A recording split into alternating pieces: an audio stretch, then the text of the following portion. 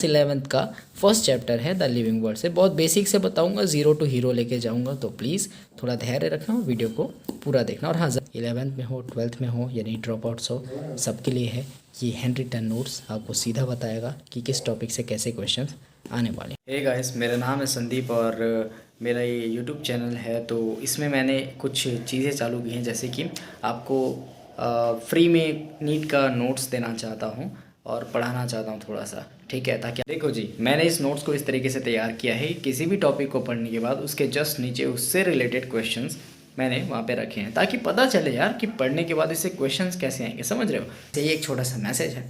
बाकी आगे जो चैप्टर है उसको अपलोड कर दिया हूँ, तो प्लीज़ देखो, लास्ट तक देखना और चीज़ों को लिखते रहना, साथ साथ में कॉपी पेन लेकर ज़रूर बैठना। ओके, तो शुरू करते हैं। ये क्लास 11th का फर्स्ट चैप्टर है द लिविंग वर्ड से बहुत बेसिक से बताऊंगा, जीरो टू हीरो लेके जाऊंगा, तो प्लीज़ थोड़ा धैर्य रखना, वीडियो को पूरा देखना। और हाँ, ज़रूरतमंदों को थोड़ा शेयर वगैरह कर देना, ताकि आपके वजह से किसी का भला हो, ठीक है जी। तो स्टार्ट करते हैं चैप्टर को। तो चैप्टर का नाम है द लिविंग वर्ल्ड। अब लिविंग वर्ल्ड से क्या समझोगे, लिविंग ऑर्गेनिजम्स के बारे में अपने को पढ़ना है। तो लिविंग ऑर्गेनिज्म क्या होता है, उसका फीचर देख लेते हैं, ठीक है जी। तो लिविंग ऑर्गेनिज्म नॉर्मल फीचर्स क्या होते हैं, तो growth, reproduction, ability to sense environment and more features like metabolism, ability to self replicate, self organise etcetera. ये जो टर्म्स दिख रहे हैं वो आगे जाके मैं बताऊंगा, तो टेंशन अभी मत लेना। और ये बहुत सारे चैप्टर्स हैं, तो आपने को मेन चीज़ क्या देखनी है कि लिविंग ऑर्गेनिज्म का एक पर्टिकुलर आइडेंटिटी क्या है। जैसे कि अपना आधार कार्ड होता है ना, तो लिविंग ऑर्गेनिज्म का भी एक आधार कार्ड होना चाहिए कि एक पर्टिकुलर फीचर या कैरेक्टरिस्टिक जैसे हम पहचान सकें कि भाई हाँ, ये लिविंग ऑर्गेनिज्म है और ये पूरी तरीके से प्रूव्ड है, ठीक है। तो पहला चीज़ बोला गया है, क्या ग्रोथ जो है वो लिविंग ऑर्गेनिज्म का डिफाइनिंग फीचर हो सकता है, यानी कि आधार कार्ड हो सकता है। तो ग्रोथ के बारे में कुछ चीज़ें बताता हूँ। Growth is not a defining feature because non living object also grow by accumulation of the material on surface. For example, यहाँ पे कूड़ा कचरा अपन फेंकते हैं, तो जगह को एक्यूमुलेट करता जाता एक बहुत बड़ा जगह घेर लेता है। फॉर एग्जाम्पल, दिल्ली में कूड़े का पहाड़ बन गया, समझ रहे हो, तो ग्रोथ है एक तरह से कूड़े कचरे का। तो भाई ग्रोथ तो नॉन लिविंग ऑर्गेनिजम्स का भी हो रहा है, अलग टर्म से ना, मतलब बोलने का तरीका अलग है। ग्रोथ तो हो रहा है ना, सरफेस एरिया तो घेर रहा है, उसकी बात कर रहे हैं भाई ग्रोथ में। तो ग्रोथ को डिफाइनिंग फीचर नहीं बोल सकते लिविंग ऑर्गेनिज्म, क्योंकि नॉन लिविंग थिंग्स भी ग्रो कर रही हैं सरफेस एरिया को घेरने के मामले में। तो क्या रिप्रोडक्शन ग्रोथ हो सकता है, मतलब रिप्रोडक्शन जो है डिफाइनिंग फीचर हो सकता है। ओके, तो वो देख लेते हैं। तो नोट लिखा हूँ मैंने, reproduction is not the defining feature of living organism because there are many animals और organism that can not reproduce. समझ रहे हो भाई, जैसे कि म्यूल हो गया, स्टेराइल वर्कर बीस हो गए, इनफर्टाइल ह्यूमन कपल्स हो गए।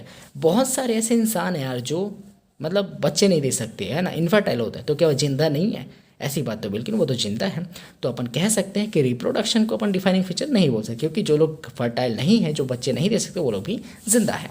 तो कुछ इंपॉर्टेंट रिप्रोडक्शन का टाइप होता है, उसे देख लेते हैं, जो कि नीट में डायरेक्ट आता है। ओके, तो फंगी हो गया, reproduce asexually by the asexual spores, yeast and hydra by budding, fungi, filamentous algae, protonema of mosses all easily multiply by the fragmentation. टूट के जो होता है ना भाई, वैसा है। तो planaria by asexual method and shows true regeneration. ये आपको बाद में बताऊंगा चैप्टर 4 में, तब तक के लिए थोड़ा धैर्य रखो। अब यहाँ पे एक क्वेश्चन बोला है, तो भाई इतना सब कुछ मैंने बोल दिया, तो डिफाइनिंग फीचर क्या है लिविंग ऑर्गेनिज्म का, what is the defining feature of living organism, है ना। आपने ग्रोथ बताया वो नहीं है, रिप्रोडक्शन बताया वो भी नहीं है, तो है क्या, करे तो करे क्या। सो आंसर इसका क्या होगा, ability to sense the environment और consciousness is the defining feature. अब मतलब क्या है ये समझो, किसी भी लिविंग ऑर्गेनिज्म में अपने इन्वायरमेंट को सेंस करने की एक ताकत होती है, उसी को हम उसका डिफाइनिंग फीचर कहते हैं। अब बोला गया है सेल्फ कॉन्शियसनेस के बारे में, यानी कि self consciousness is the only property of human beings. समझो भाई इस चीज़ को, मान लो दो हिरन आपस में बैठ के मस्त मज़ा मार रहे हैं, मतलब कि घास वास खा रहे हैं, ठीक है। अब उनको डिस्टर्ब नहीं करना, हम उनके बारे में एग्जांपल ले रहे हैं। दोनों घास खा रहे हैं, तो एक दूसरे को दुश्मन थोड़ी ना मानेंगे। यहीं पे उनके सामने शेर आ जाएगा तो उनकी फट जाएगी। शेर को क्या समझेंगे, वो अपना दुश्मन समझेंगे, यानी कि वो शेर से कॉन्शियस हैं, शेर को अपना दुश्मन मान रहे हैं, शेर से अवेयर हैं कि वो हमको खा जाएगा, हमारा दुश्मन। लेकिन एक दूसरे से नहीं, अपनी ही स्पीसीज से नहीं। लेकिन हम ह्यूमन बींग्स क्या होते हैं, हम तो कतई अल्ट्रा प्रो लीजेंड है भाई। अपना पड़ोसी चाकू पकड़ के आ रहा है तो हम समझ जाएंगे वो हमको मार सकता है। तो ये सेल्फ कॉन्शियसनेस है, यानी कि अपने ही स्पीसीज से अवेयर होना कि ये मुझे कुछ ना कुछ हार्म पहुंचा सकता है, इसे हम सेल्फ कॉन्शियसनेस कहते हैं। तो अगर नीट में कभी भी ये क्वेश्चन आता है कि डिफाइनिंग फीचर लिविंग ऑर्गेनिज्म का क्या है, तो कॉन्शियसनेस आया और सेल्फ कॉन्शियसनेस आया दोनों ऑप्शन है, तो आपको कॉन्शियसनेस को टिक करना है और आगे बढ़ना है भाई, सिंपल सी चीज़ है। ओके, अब आगे है diversity in living world.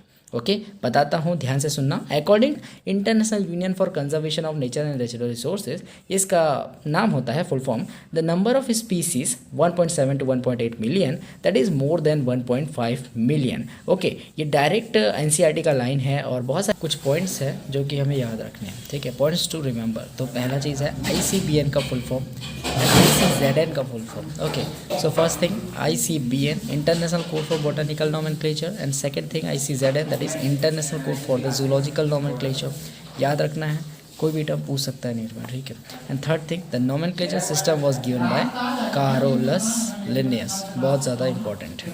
Okay, तो अब आगे बढ़ते हुए द सिस्टमेटिक्स टर्म देख लेते हैं कि होता क्या है उसका मतलब, ठीक है। तो सिस्टमेटिक्स का मतलब होता है अरेंजमेंट ऑफ ऑर्गेनिज्म, एंड एक बुक लिखी गई थी जिसका नाम था सिस्टेमा नेचुराई, पब्लिश किया गया था कारोलस लिनियस के द्वारा। ये बंदा बहुत इंपॉर्टेंट है, हर जगह अपनी टांग अड़ाएगा, तो इसको अपने को याद रखने का है, ठीक है। तो करेक्ट ऑर्डर, अगर हम अरेंजमेंट ऑफ ऑर्गेनिज्म की बात करें तो उसका करेक्ट ऑर्डर क्या होता है, एक ट्रिक बनाई है मैंने, CINC, यानी कि सिंक, ठीक है। एक सिंक डूबने वाला होता है और एक सिंक जो होता है सोर्स एंड सिंक वाला, जिसमें चीज़ें रहती हैं, तो वो अलग बात है। अपन को सिर्फ ट्रिक देखना है। सिंक एक वर्ड छोटा सा ले लेते हैं, कोई दिक्कत नहीं, ठीक है।